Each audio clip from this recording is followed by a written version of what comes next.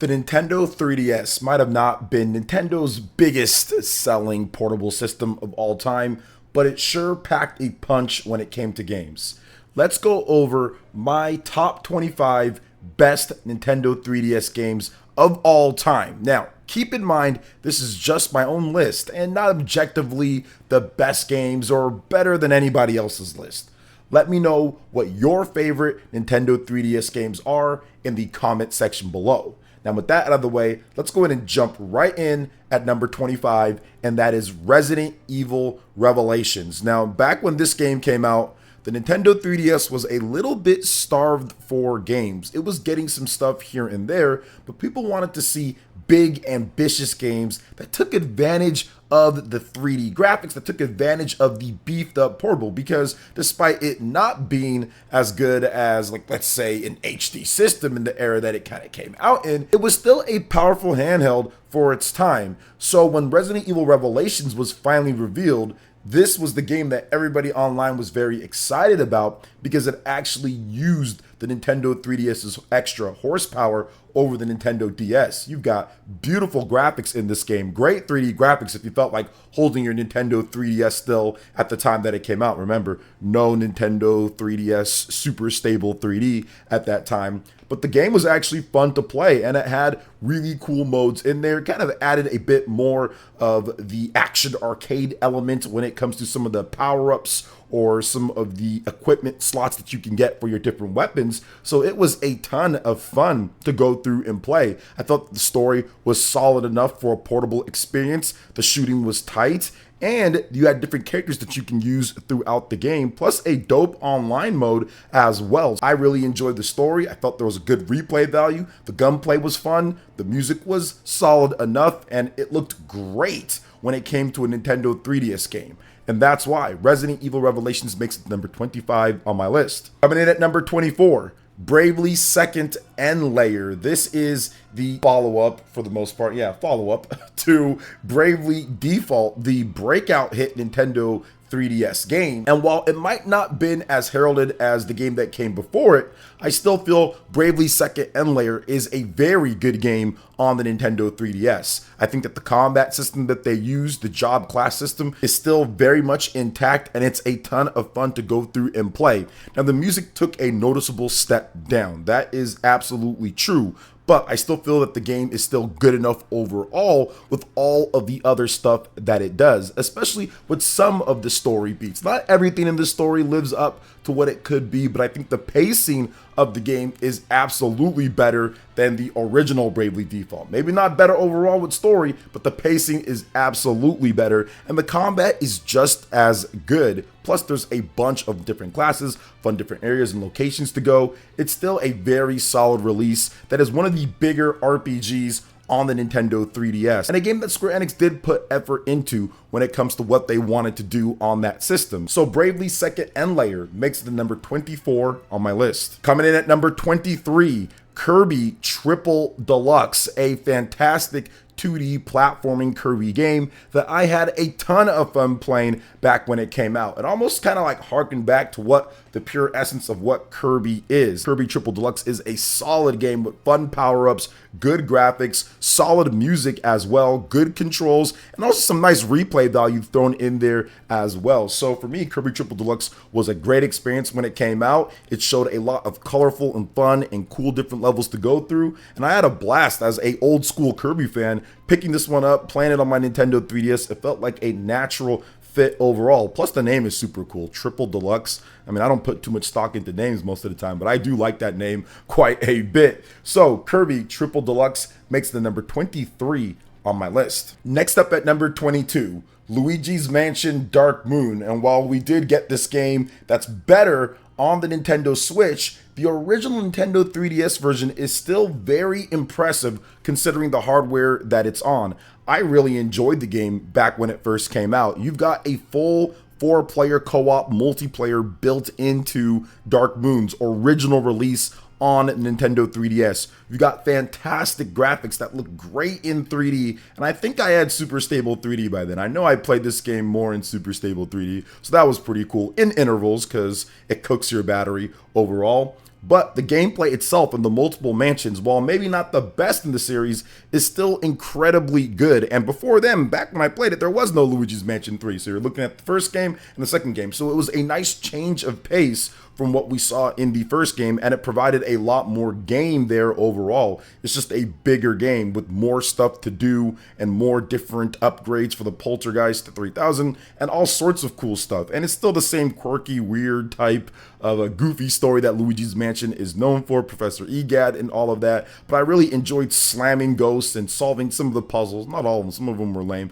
but some of the puzzles in there. But overall, the combat and the exploration and just the vibe of Luigi's Mansion is just super cool. It's always been really good. This franchise has always done a great job, and I think that Luigi's Mansion Dark Moon, for the time that we were at before Switch that came out, it was a really impressive game when it comes to the visuals and the gameplay for Luigi's Mansion in particular, because we hadn't seen it since the first year or so of the GameCube. So it had been a decade plus since that original game. So it was really cool to get it at that time. And it still holds up well even at this point, even with the Nintendo Switch version that came out recently. So Luigi's Mansion Dark Moon makes it the number 22 on my list. Coming in at number 21, Monster Hunter 4 Ultimate. And this was the game that kind of turned the tide a little bit for me on Monster Hunter, where I knew eventually I was going to become a bigger fan. But this is the Monster Hunter game that I probably put the most time into before Monster Hunter Rise came out on the Nintendo Switch. This was the precursor that got me into it. Even though I had played Monster Hunter 3 on the Wii and on the Wii U, it was this game where I really put in, I think, about 35, 40 plus hours, which was the most that I ever put into a Monster Hunter game, and got me excited for the franchise after all of these years of trying out different Monster Hunter games, never really latching on it too much. This was the game that really got me to do that. And there was some really cool things in this game. First time that you can go jump on their backs and have mounts, the type of weapons that you can have in there, the different gameplay, the expansiveness for a Nintendo 3DS title was incredible to see. You did not see a lot of developers pulling off what Capcom was able to get out of on the Nintendo 3DS with Monster Hunter 4 Ultimate. All the little details and intricate things that they put into this game for the Monster Hunter experience is one of the best things, and why people still love Monster Hunter 4 Ultimate to this day overall for Monster Hunter fans. Although we've moved on to bigger and better things, at the time, Monster Hunter 4 Ultimate was just incredible on the Nintendo 3DS. So it makes it to number 21 on my list. If you're enjoying this video, please make sure you hit that like button, subscribe to the channel if you are not already subscribed, and click that notification bell to get my all-time best lists, Switch videos, and more first. Now let's go ahead and get right back into the countdown. In at number 20 is Pokemon Omega Ruby and Alpha Sapphire, a remake of the Ruby and Sapphire games from the GBA, and a full remake with fantastic graphics, updated sound quality, a bunch of new features, quality of life options, and I don't think 7.8 too much water. No, not too much water, right? So I originally skipped Pokemon Ruby and Sapphire back in the day just because I was jaded. It's a long story, but I'll make it short here. I was jaded over where my brother accidentally wiped my Pokemon save files for Pokemon Red, Blue, and Yellow. He just wiped them by doing the transfer process with the N64 pack. So at that time, I was so jaded on Pokemon because of all the years that I spent collecting, and I couldn't transfer it over to the new game. So I didn't play, and I didn't get back into it until Pokemon Diamond and Pearl. But when this game came out on the Nintendo 3DS, I was like, okay, let me give it a shot. Let me go in and let me give it a shot and kind of really play and get into it. And I had a ton of fun with this one. I think visually it was beautiful. I think the Pokemon were great to see on the Nintendo 3DS. I think that they did a great job overall with the content in the game, and I really enjoyed my time with that. I thought the story was good enough as well in terms of what they brought back. And of course, the extra content after you beat the game is good too. It was one of those Pokemon games on the Nintendo 3DS that I constantly found myself popping in and playing every now and then, and had a lot of fun overall. But I think that sometimes Pokemon Omega Ruby Alpha Sapphire, or just that third gen in general, is a little bit underrated when it comes to Pokemon games out there. So Pokemon Omega Ruby Alpha Sapphire makes it to number 20 on my list. Coming in at number 19 is a classic, The Legend of Zelda Majora's Mask 3D. This is a game that when it originally came out on the N64, I was not that big of a fan of. And I thought it was okay, played it, felt it was okay. But it wasn't until Majora's Mask 3D where I gave it another shot. And I'm like, okay, I get why it's so good. It's good enough to even make it into a top 25 or higher. I'm just not as big on Majora's Mask. But what they did with this high-end remaster, remake, whatever you want to call it, is really cool. I like the fact that the Nintendo 3DS goes hand in hand with a game that's like Zelda. It just works perfectly with the inventory slots and the switching and all of that. And the game holds up so well, even if you were to play it. I think that it has a very interesting premise, obviously, with what's going on with the people there and the moon coming down to crash and destroy and take everyone out. It's got a very unique hook that was very different from what people were maybe expecting a Zelda game to play like back when it first came out. And even if you play Majora's Mask 3D, it's perfectly preserved for the most part. There are some changes that people don't like about this, and I completely understand and I get that. But as somebody who wasn't huge on the original, I thought it was pretty cool to kind of go back and play it with these quality of life updates and with these changes to some of the aspects of this game, but keeping most of it intact overall with the mini games and with what the people of Termina say and everything that happens. It's a somber story, but at the same time, it's a really well done game and very unique and quirky, which is cool. And that's absolutely a good thing. So The Legend of Zelda Majora's Mask 3D makes the number 19 on my list. Coming in at number 18, Fire Emblem Echoes Shadows of Valentia. This is a remake of the original Fire Emblem 2, which was so long ago and most people had no idea what it was. So when they said Shadows of Valentia and you're playing as Alm, they're like, oh, Alm, okay, that guy. So yeah, Celica, okay, yeah, her, cool, I guess, right? So it was a new game essentially for 99% of people out there. Most people had no idea about this game and the characters in there, and they did a great job introducing some cool stuff to the Fire Emblem universe. They have the dungeons that you can roam around and kind of explore at your own pace, which was super cool. These smaller skirmishes, instead of it being more of like the bigger stuff every single time there's like a chapter and it's like a big event that happens, you just have small little battles throughout the dungeons. And even the two different people that you can use with Celica and Alm and their different paths and how they kind of intertwine and what happens is actually really good. Fire Emblem absolutely known for its difficulty, and remember, you don't want anybody to die, because if they do, if you're playing on classic, they're done. But with enough quality of life features and different things, I was able to kind of get through and enjoy it, because that original game necessarily isn't unplayable, but I mean, this one's much easier to kind of get through, but at the same time still retains its difficulty and what Fire Emblem's known for with options. So Fire Emblem Echoes Shadows of Valentia makes it number 18 on my list. Coming in at number 17, Pokemon Sun and Moon, plus the Ultra version of it as well. Pokemon Sun and Moon, they were trying to do something a bit different, but I loved the Hawaiian setting. I thought that the graphics in the game were a good step above what we saw from the previous gen, and even just better step above from what we saw with some of the other Pokemon games on there. But content is the name of the game here. There are so many Pokemon in this game. There's so much stuff to do even afterwards, and the online play and all of that works really flawlessly. I mean, if there's one thing that Game Freak was able to do on the Pokemon games is make sure that their online play on the Nintendo DS was great for the most part. And you still had a lot of hackers and weirdos and glitchers and stuff like that, but when it comes to playing with your friends and playing online, obviously it's a turn-based game, so it's not really going to be too bad when it comes to lag and all that, but it was always a positive experience for me for the most part overall. So Sun and Moon definitely did a lot of great things. Obviously got a ton of different Pokemon. They switched up how the gyms work. It's kind of more of like an event with different things instead of just battling your way through, which was different and cool at the time. And also just from a technological perspective, what they were able to fit on a Nintendo 3DS cartridge, all of the Pokemon, all the different content, all the different things. It's very impressive overall. Coming in at number 16 is Kirby Planet Robobot. This is what I was alluding to earlier when I talked about Triple Deluxe.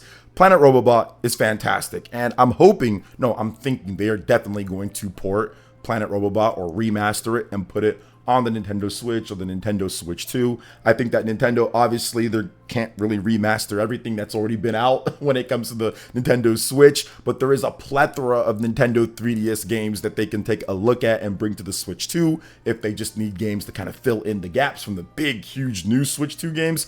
Kirby Planet Robobot is a perfect game, perfect candidate for that amongst many other games that we're talking about here on this list. But why is that? Well, once again, smooth gameplay, smooth controls, great graphics, great sound, great boss design, great levels, great everything in this game. It's a super fun Kirby game that adds the different robots that you can use that are just a blast to go through as well. So Kirby Planet Robobot has everything that you'd want in a Kirby game and a 3DS game, kind of all thrown in together in those bite-sized packages where you can pick up and play, which I think is really an underrated aspect of a system that is portable, to where you can get more enjoyment out of it if it really designs itself to be for portable play. And Kirby Planet Robobot did that perfectly with its levels. Not too long, not too short, good amount of variety. It was fantastic. So Nintendo, if you're watching this video, Kirby Planet Robobot needs to make its return, but it's in at number 16 on my list. Coming in at number 15, Shin Megami Tensei Devil Survivor 2 Record Breaker Atlas. I don't know what's happening here. There's so many great Shin Megami Tensei games. We're going to get into another one later. But yeah, Shin Megami Tensei, even Strange Journey Redux. I mean, there's just awesome stuff that happens in this game. Devil Survivor 2 is a game that people have been begging for Atlas to update it, do something, bring it over. There's just been nothing. But because of the progression of the story, because of the different demons that you can use, because of the attitude and atmosphere of this game, that's why it's so highly regarded. That's why it reviewed so well. That's why people love it so much, because it's a dark and twisted type of story, but it has its moments to where it just has expertly crafted storytelling and progression. So for me, I would love to see Devil Survivor 2 Record Breaker come back. I mean, this game's packed full of content as well. I don't think it would be cheap, but it's another one of those 3DS games that if you can get a high-end remaster done for it and put it out on Switch 2, and I feel that it can be more successful than what we saw it back on the Nintendo 3DS. So Shin Megami Tensei Devil Survivor 2 Record Breaker makes it the number 15 on my list. Coming in at number 14, Radiant Historia Perfect Chronology. And this game is interesting because it was a Nintendo DS game, which some of these games were Nintendo DS games that got like remasters or re-releases with a bunch of added content, more context, more story, more weapons, more items, characters, all of that added in. And this is another one of them.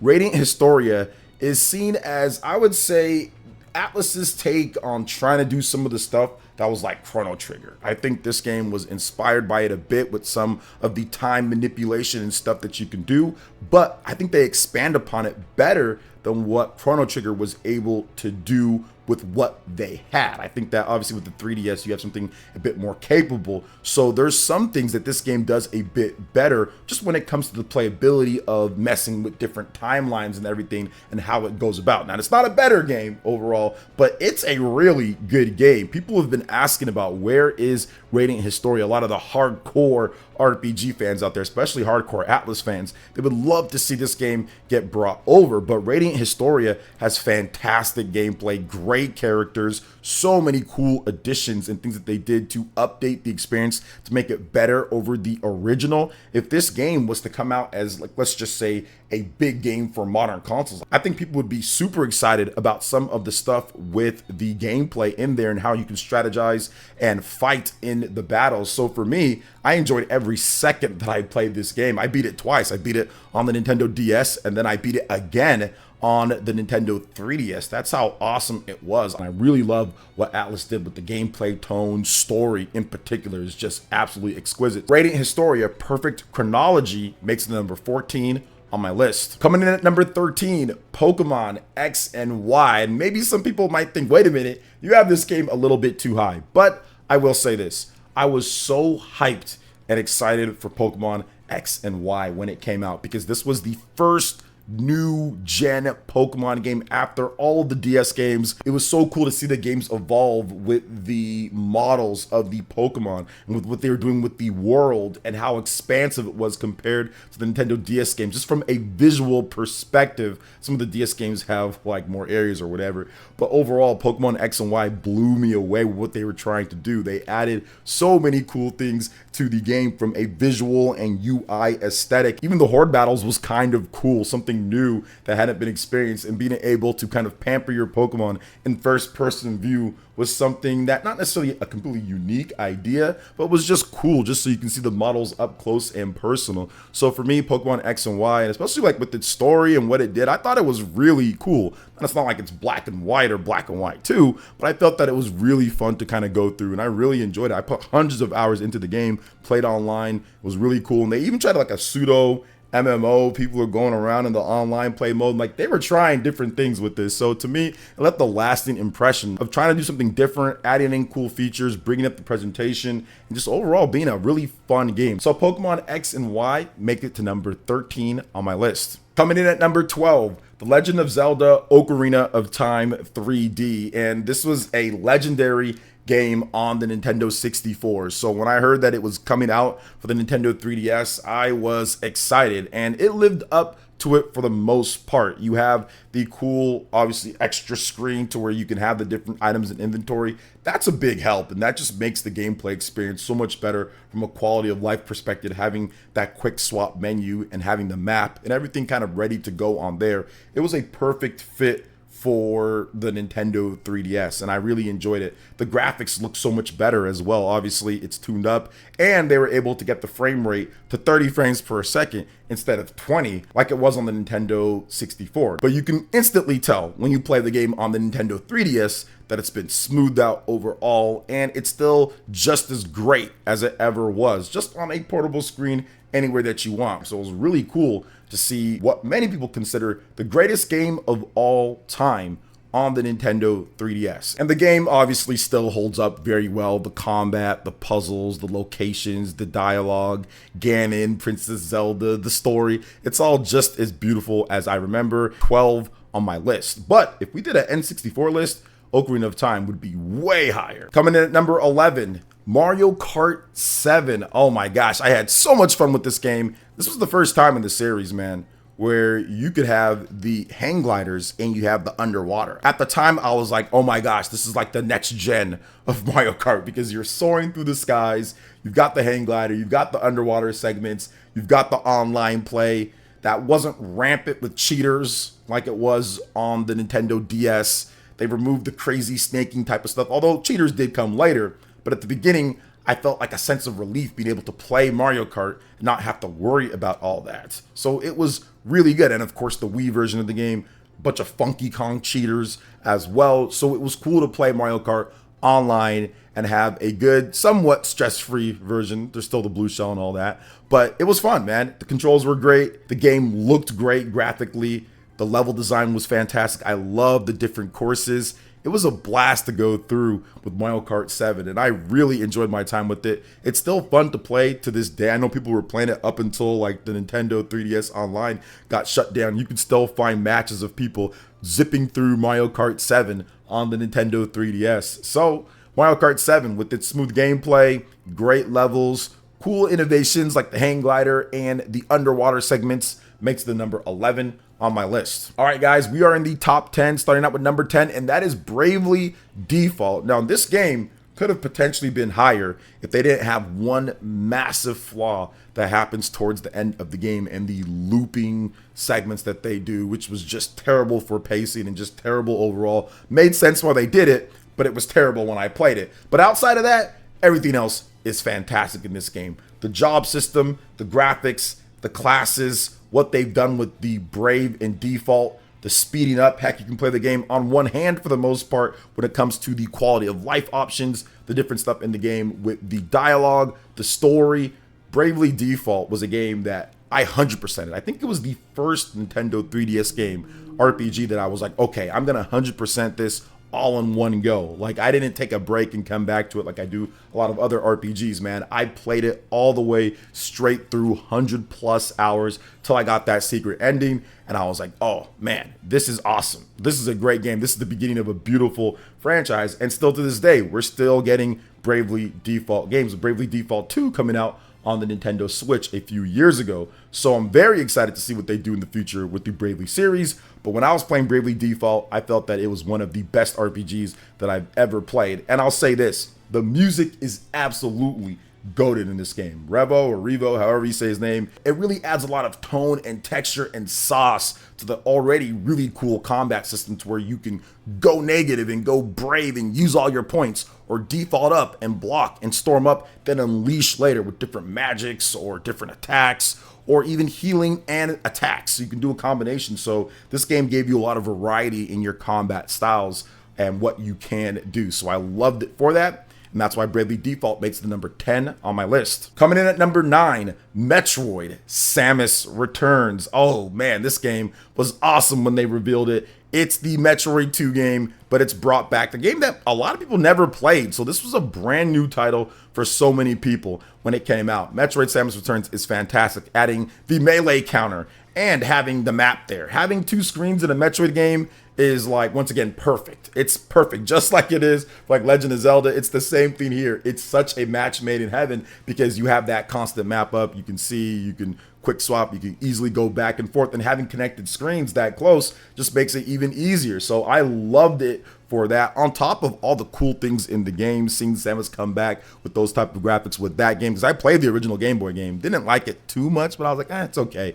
But I love Samus Returns on the Nintendo 3DS. I think that the difficulty is absolutely there, but locking the hyper mode behind the amiibo, not great. I mean, I had the amiibo, so it was okay, but still didn't necessarily love that. But pretty much everything else is awesome in this game, with the few quirks here and there. But I also loved what they did with the different upgrades and the suit and how Samus evolved. I think that the structure of this game is brilliant, even for how old the game is. What they were able to do to take that and retrofit it to, it reminded me of the different areas that you went to, because it still has all them, but it made it look so different in the process. And with smooth gameplay and everything that the Metroid series is known for, it was a blast to go through. So that's why Metroid Samus Returns makes the number 9 on my list. Coming in at number 8, Dragon Quest VIII Journey of the Cursed King. This is a port of the fantastic PlayStation 2 game to the Nintendo 3DS, but to me, this is the optimal way that I would play the game, because you're not stuck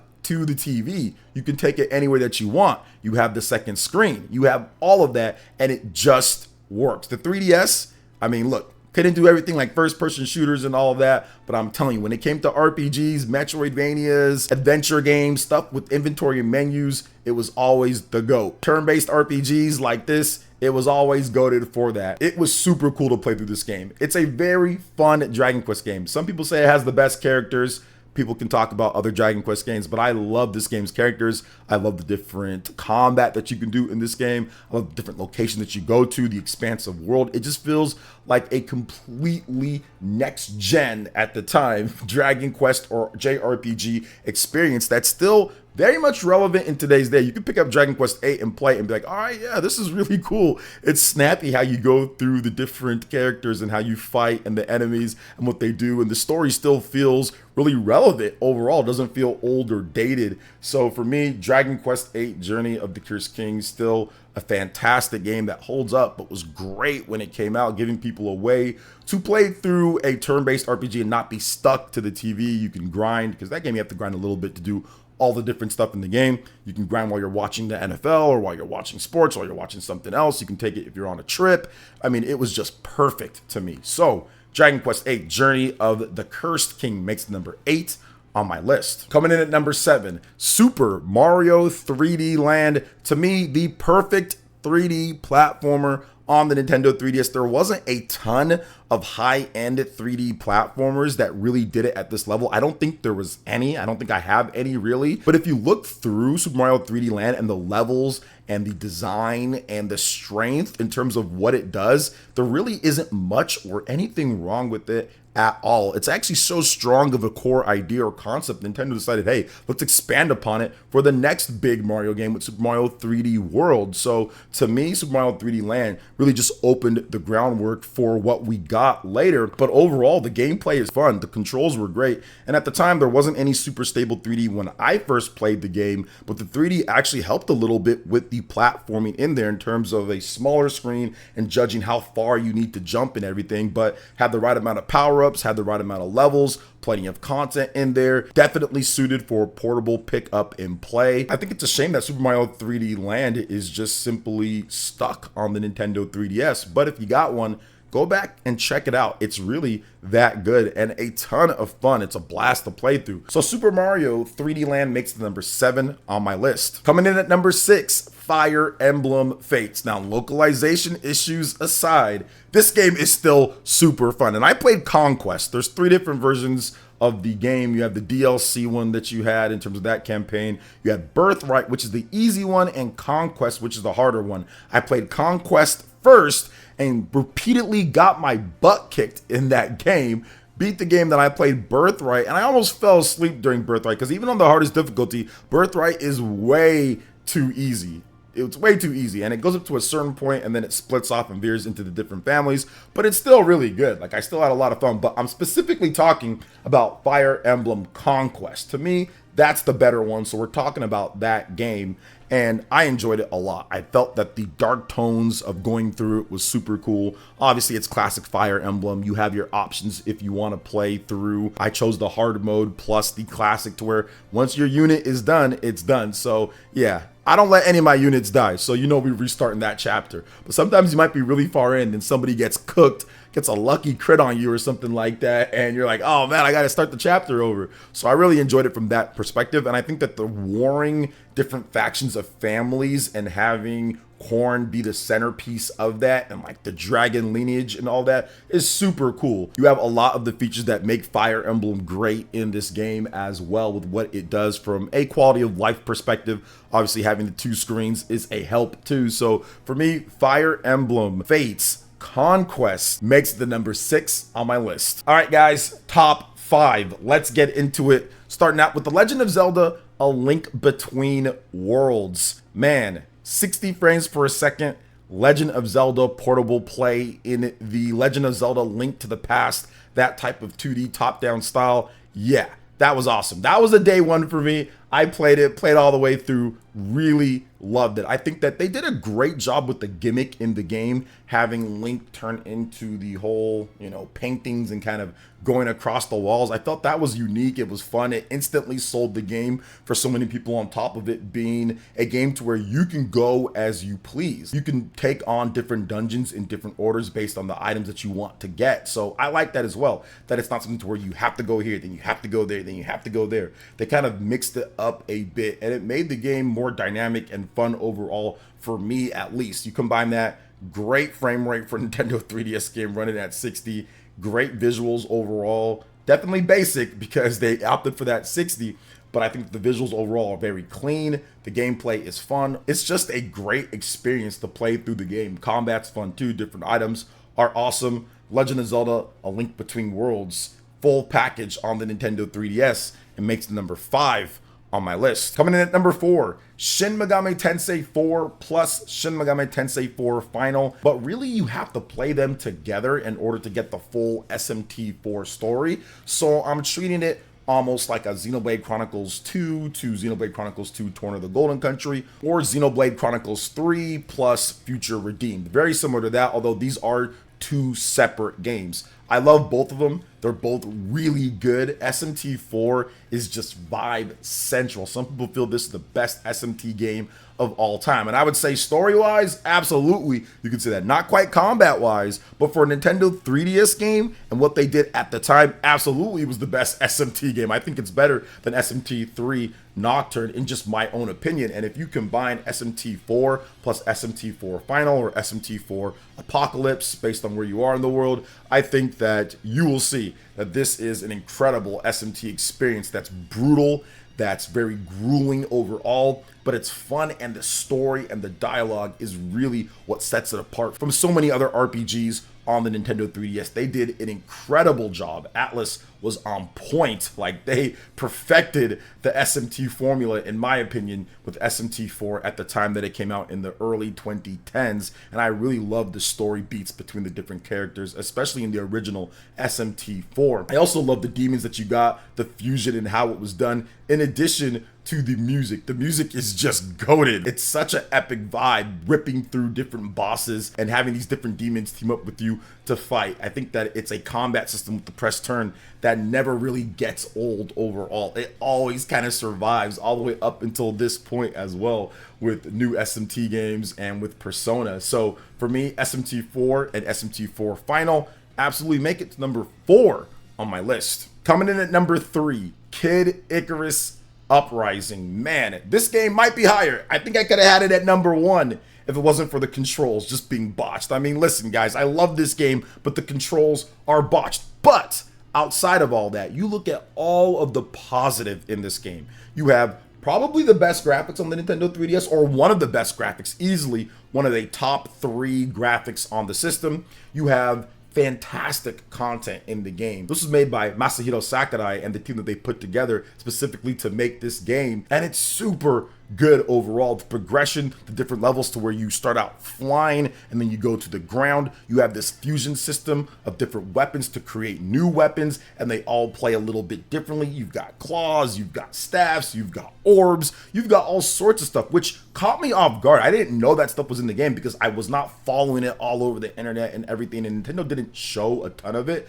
So when I first played it, it was new to me and it blew me away. I love what they did with the replay value and the different boss modes and stuff that they added in after you beat the game. It's incredible. This is a full content-packed Kid Icarus game that to me blows away the previous ones. It's not even close. But overall, Kid Icarus Uprising, if you can get used to the controls, it is just incredible. And even if you don't, I mean, it's still an awesome experience with great boss battles, great progression, great gameplay. And you had the online multiplayer, which was also very fun. Really cool battles to be had there too. 3-on-3 online multiplayer that ran good, and I didn't experience a ton of lag or anything in there. So Kid Icarus Uprising makes the number 3 on my list. Coming in at number 2, Super Smash Bros. For Nintendo 3DS. This game is a technical marvel. How they are able to make a Wii U game, shrink it down, and put it on the Nintendo 3DS with all the characters, with all the different gameplay, with all the items, all the levels and stages that it had,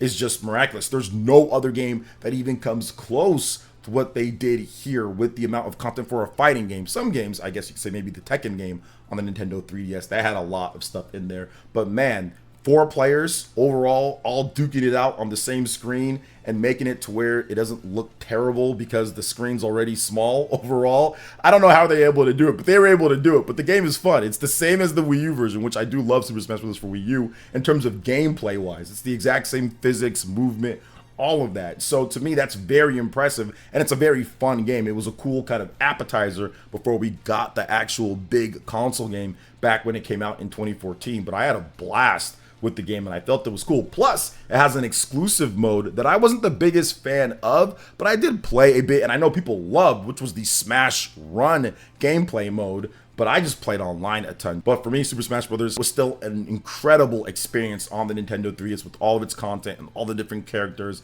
level, stages. It was just the quintessential fighting game, portable at the time, at least for me. So Super Smash Bros. For Nintendo 3DS makes it number 2 on my list. And coming in at number 1, you guys know the deal. Fire Emblem Awakening. The game, to me, that's more than just a game that came out at a time to where I was really low in my life. I was at one of my lowest points, and it came in and really helped me, not only emotionally, but also helped me just to once again play incredible experience that I had no idea was going to be that good. At that time, I played Fire Emblem games before, and I did like Fire Emblem. It was okay for me, but Fire Emblem Awakening truly opened my eyes to how good Fire Emblem is, just for me personally, because of what I was kind of going through. You have the different children that come from the future. I loved that storyline. You have the awesome 2-screen gameplay, right? With the 2 screens, obviously it's better for RPGs and management and seeing the different heads-up UI display and all that. So that was also great. But the coolest thing about Fire Emblem Awakening was how they fused